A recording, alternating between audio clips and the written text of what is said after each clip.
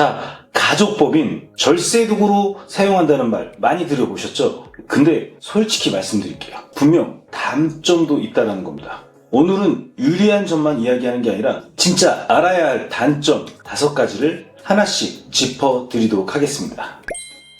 아니, 법인하면 가족한테 장점만 있는 거 아니야? 이렇게 생각했다가 단점을 모르고 있다가 큰 손해 볼 수 있다는 거 아시면 좋을 것 같습니다. 제가 컨설팅을 할 때 이 바로 법인을 활용해서 바로 구조화를 시켜서 부동산 테크와 증여, 상속이라든지 이런 걸 미리 대비하고 부자 사업 테크트리를 많이 하는데요. 사업 확장에서도 굉장히 법인이 용이합니다. 그럴 수밖에 없는 구조 때문인데요. 하지만 여기서 우리가 한번 생각해 봐야 될 게 단점이 없을까? 단점도 있다라는 거죠. 자, 단점 1번, 바로 중도 인출이 자유롭지 않다. 이거는 가족법인만의 문제가 아니라 모든 법인의 구조적인 단점이라고 볼 수가 있어요. 개인 사업자는 10억을 벌면 세금 내고 나머지를 언제든 본인 통장에서 자유롭게 쓸 수가 있거든요. 그런데 법인은 낮은 세율로 법인세를 먼저 냈기 때문에 그 돈은 법인 것이지 개인 것이 아닙니다. 그래서 개인이 쓰려면 바로 급여나 배당 형태로 가져와야 돼요. 만약에 이렇게 해서 갖고 오지 않는다면 자, 어떻게 되죠? 바로 가지급금이라는 게 형성이 될 수밖에 없습니다. 자, 가지급금 되면 무슨 말이죠? 법인에서 돈을 빌렸기 때문에 인정이자 4.6%를 내야 되고요. 그만큼 그게 법인의 이익으로 잡혀서 법인세가 늘어날 수밖에 없습니다. 그래서 급여나 배당으로 갖고 와야 되는데 이 형태는 다시 소득세를 내야 인출이 가능한 거기 때문에 세금을 2번 내는 구조다. 즉 개인 통장에 있는 돈은, 즉 법인 통장에 있는 돈은 내 지갑이 아닙니다. 거기에서 꺼내 쓰려면 다시 세금을 내야 돼요. 바로 세율 구간 한번 보여드릴게요. 우리 근로소득세, 법인에서 급여를 측정해서 갖고 오면 이 종합소득세에 포함되는 근로소득세가 발생이 되게 됩니다. 그래서 법인 소득을 생활비로 반드시 써야 되는 분이 있다고 한다면 가족법인 설립 시 실익이 없을 수가 있어요. 이 사용법을 모를 경우에 구조화를 시키고 쓰지 않을 경우에는 오히려 마이너스가 이루어질 수밖에 없다. 그래서 가족법인 같은 경우는 이미 생활비가 충분히 내가 갖고 있는 상태에서 추가 자산을 촉척하기에 가장 적합한 도구이다. 법인세 자체를 줄이는 방법은 바로 가장 좋은 툴 중에 하나는 경영인 정기보험이라는 걸 활용하는 방법이 있고요. 이것도 뭐 보험 가입하라는 거 아니야? 그렇게 오해하시는 분들이 있을 수가 있는데요. 실제로 당기순이익이 만약에 법인에서 매출이 10억이라고 한다면 당기순이익이 3억일 경우 어떻게 되죠? 법인세를 납부해야 돼요. 자, 2억까지는 프로 구간 맞죠? 그리고 그 이상된 1억 구간에는 바로 도로 세금을 내야 됩니다. 지방세까지 하면 11, 22 납부를 해야 돼요. 그런데 만약에 내가 법인에서 경영인 정기보험으로 4천만 원을 연회에 적립했다? 그러면 6억. 4천만 원은 비용으로 인정이 되고 이익은 2.6억으로 법인세를 내시면 되는 거예요. 그러면 법인세가 줄어들고 적립도 되고 이런 걸 활용할 수가 있다는 거예요. 나중에 이 보험금을 수령할 경우에는 내가 어떤 계정 과목에 따라서 갖고 온지에 따라서 상계 처리를 할 수가 있는데요. 거기서 가장 좋은 게 바로 뭐죠? 바로 퇴직금, 퇴직소득으로 상계 처리하는 게 가장 좋습니다. 왜? 10에서 15%밖에 세금 구간이 형성이 되지 않거든요. 퇴직금, 분류과세라고도 표현합니다. 퇴직소득세율은 일반 근로소득세율보다 표를 보시죠. 당연히 이거 만약에 내가 10억을 갖고 오면 어떻게 되죠? 네, 맞습니다. 45% 구간에서 4대 보험이랑 이런 거 저런 거 다 합산하면 10%까지 갈 수도 있어요. 그러면 급여로 갖고 오는 게 아니라 오히려 이런 퇴직금으로 갖고 오는 게 더 좋은 세율 구간이라고 볼 수 있겠죠. 그런데 이런 말들 하시는 분들 많이 있어요. 그거 중간에 해약하면 손해보잖아. 네, 맞습니다. 그래서 중장기상 내가 모으는 동안 세금이 발생하는 데는 굉장히 좋은 상품이죠. 그런데 내가 매월 급여로 난 타가서 쓸 거야. 그럼 어떻게 되죠? 네, 맞습니다. 소득세를 내시고요. 4대 보험까지 같이 내시면 되는 거예요. 내가 세금 내고 돈을 이런 쬐끔쬐끔 쓰겠다? 그럼 급여 측정에 쓰시면 되고요. 아니면 장기 금융 상품을 활용하는 것도 좋은 방법입니다.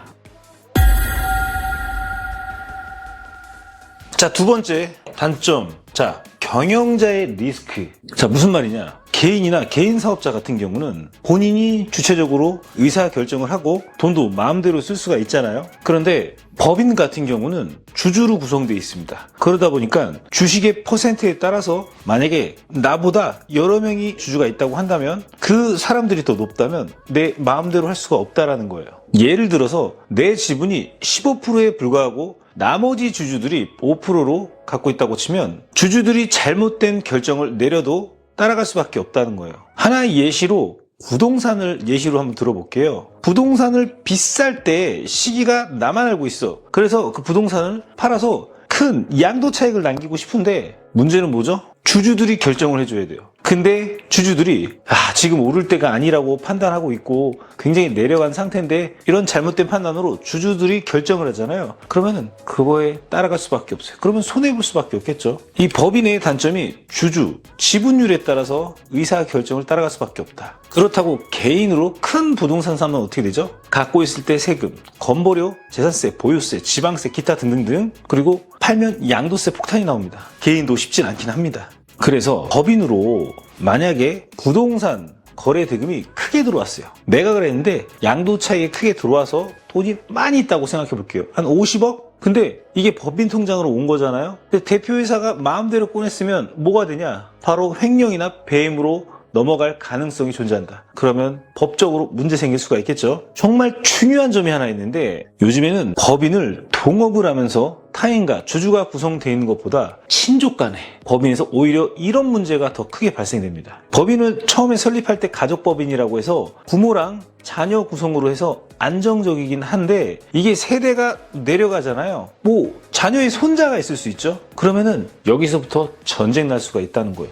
완전 갈등이 심화될 수 있다? 가족이니까 괜찮겠지? 아니에요. 통계는 그 반대를 말하고 있습니다. 이건 실제입니다. 제 거래처 이야기를 한번 말씀드리자면은 제가 2주 전에 분명히 만났고 그 2주 지난 후에 만났는데 그 사이에 할머니가 돌아가시게 됩니다. 돌아가셨는데 할머니가 갖고 있는 건물이 총 세 채 400억 정도 갖고 있는 겁니다.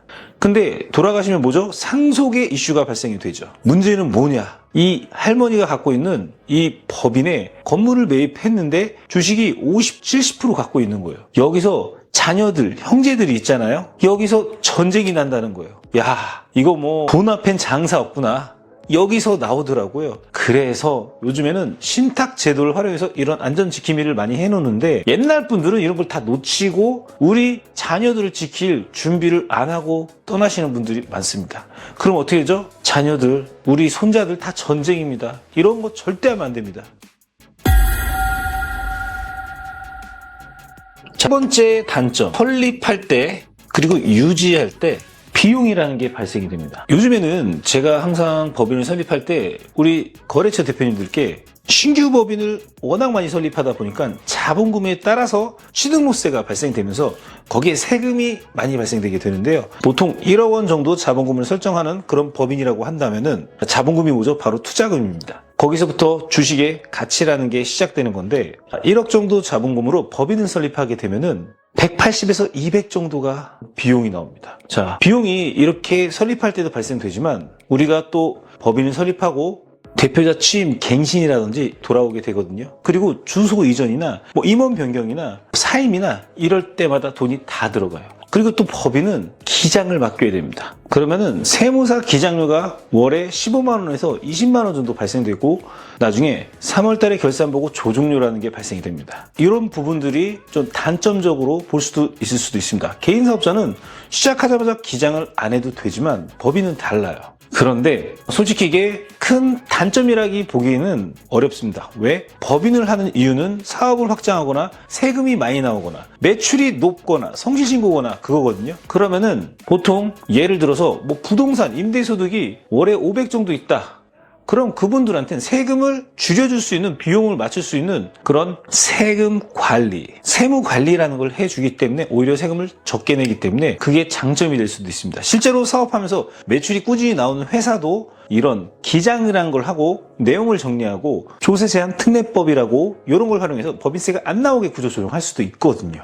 그래서 실제적으로는 내가 월에 15만 원에서 20만 원 나갈 수 있지만 이게 합쳐지면 200만 원 정도 된다고 칠게요. 조정료 좀 발생되고 그럼 300이 될 수도 있겠죠? 근데 내가 세금 줄이는 건 300 이상은 그냥 나온다. 사실은 세무사 사무실 안 쓰면 안 되는 거고요. 당연히 써야 되는 겁니다.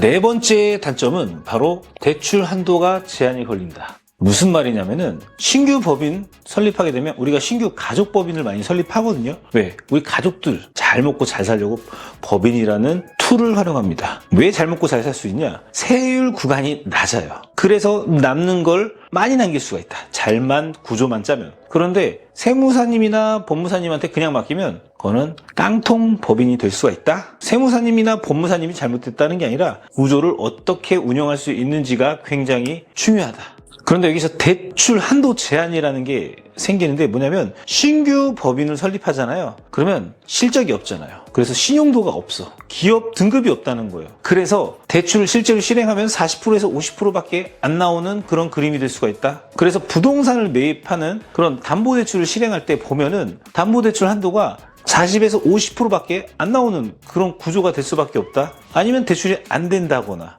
그리고 신용대출은 당연히 없겠죠. 신용 등급이 없기 때문에. 그런데 법인의 장점은 구조화를 시키고, 예를 들자면 어떤 기업체가 있다라고 한다면 제가 항상 컨설팅하는 게 특허 연구소 벤처기업 그리고 재무제표 셋업이 들어갑니다. 그러면 다 돼.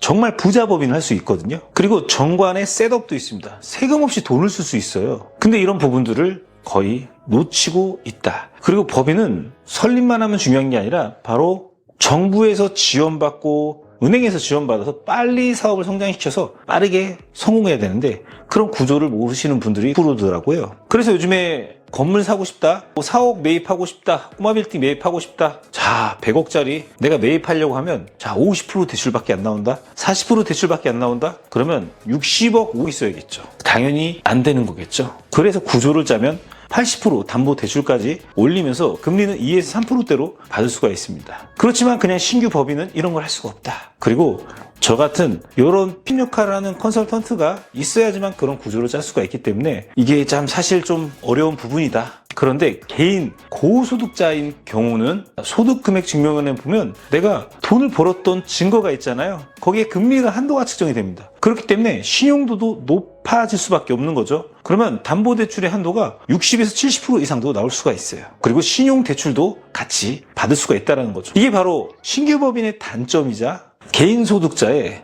장점이 될 수도 있겠죠. 하지만 미래적으로는 개인 사업자로 개인으로 건물을 샀다가 매각하는 순간 양도세 폭탄, 갖고 있을 때 세금, 이거는 맞기는 맞습니다. 어쨌든 신규 법인 한해서 제가 말씀드리는 거고요. 금융실적이 전무하니까 담보대출 비율이 낮거나 거절이 된다. 임대 전용 법인은 대출 연장 시에도 일부 상환이 요구가 될 수가 있습니다. 매출이 없잖아요. 다 상환해. 3, 40% 상환해. 이게 만약에 10억이 넘어가잖아요. 3, 40%면 3억에 4억이에요. 야, 상환하기 쉽지 않다. 근데 봐주지 않아요.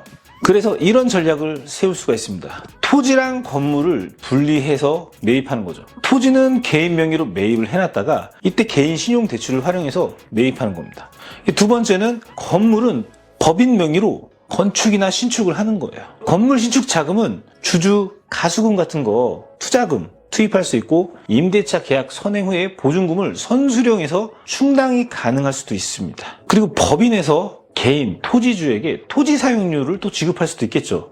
그럼 소득이 분산돼 세금이 줄어들 수가 있다는 거죠. 이렇게 나누면 대출 문제도 해결되는 경우도 있습니다. 하지만 제가 추천드리는 건 법인으로 구조화 짜서 법인으로 매입하는 게 금리랑 한도랑 나중에 매각했을 때 세금도 최소화시킬 수 있습니다. 제가 제일 많이 하는 컨설팅 중 하나가 바로 부동산 매입 컨설팅인데요. 요거는 전문적으로 이런 셋업과 재무제표 관리, 세무 관리, 이익 관리, 구조, 이자 보상 배율이라든지 여러 가지를 다 관리할 수 있는 능력치가 있어야 되거든요. 그래서 이런 컨설팅을 저는 많이 실행해서 실제로 건물주들을 많이 만들어 드리고 있습니다. 자, 단점 마지막 5번째. 자, 중요세의 문제. 주주들이 투자하는 걸 바로 가수금이라고 할 수도 있거든요. 거기에 증여 이슈가 발생될 수가 있습니다. 실제 상담한 케이스를 말씀드리자면은 가족법인 설립 후에 건물을 계약을 완료했습니다. 잔금이 아직 미납 상태에서 주주 구성을 본인이 30% 돼 있었고 배우자가 20, 자녀가 50% 돼 있었습니다. 배우자 자녀는 자금력이 없어. 보통 아버지가 돈이 있잖아요. 그래서 본인이 혼자 10억이라는 가수금을 투입을 했어요. 질문, 증여세 이슈가 생기나요? 법적 근거를 하나 말씀드리자면 상속세 및 증여세법 제45조 5번째 보면 특정 법인과의 거래를 통한 이익은 증여의제로 규정한다. 1인 주주가 전액 가수금을 부담하면 나머지 주주들이 이자 부담을 면제받는 것을 동일하게 볼 수가 있습니다. 한번 계산 예시를 한번 보여드릴까요? 자, 자녀가 50% 지분이잖아요. 그러면은 4,600만 원에 50% 2,300만 원이잖아요. 그러면 거기에 이자 면제 혜택을 또 볼 수 있다는 거죠. 자, 그런데 여기서 잘 봐야 될 게 뭐냐면 증여세가 부과되는 기준은 연간 1억 이상일 경우에만 해당이 됩니다. 위사례는 근데 뭐죠? 모두 1억 미만이니까 증여세 문제는 없어요. 하지만 가수금 규모가 클 경우 그때가 문제가 달라집니다. 만약에 100억에서 200억 수준 가수금으로 아버지나 투자금을 혼자 다 넣는 경우가 있어요. 그러면은 이거는 일반적이지가 않잖아요. 이때는 증여세 이슈가 발생될 수밖에 없다. 자, 증여세 얼마죠? 거의 생각하셔야 돼요. 이렇게 금액이 클 경우. 그래서 10억 정도를 가수금으로 혼자 다 넣어도 증여세 이슈가 없는 이유라고 좀 말씀드리고 싶습니다. 자, 오늘 가족법인의 단점 5가지를 정리해드렸는데요. 본인이 법인 사업자를 운영하고 있다. 그러면은 내가 이 법인을 어떻게 운영하면 지혜롭게 부자법인, 가족법인으로 내가 잘 운영할 수 있을지 이런 거 궁금하신 분들 댓글에 상담 문의 주시면 제가 팁을 드리도록 하겠습니다. 오늘도 시청해 주셔서 감사하고요. 구독과 좋아요 부탁드리겠습니다.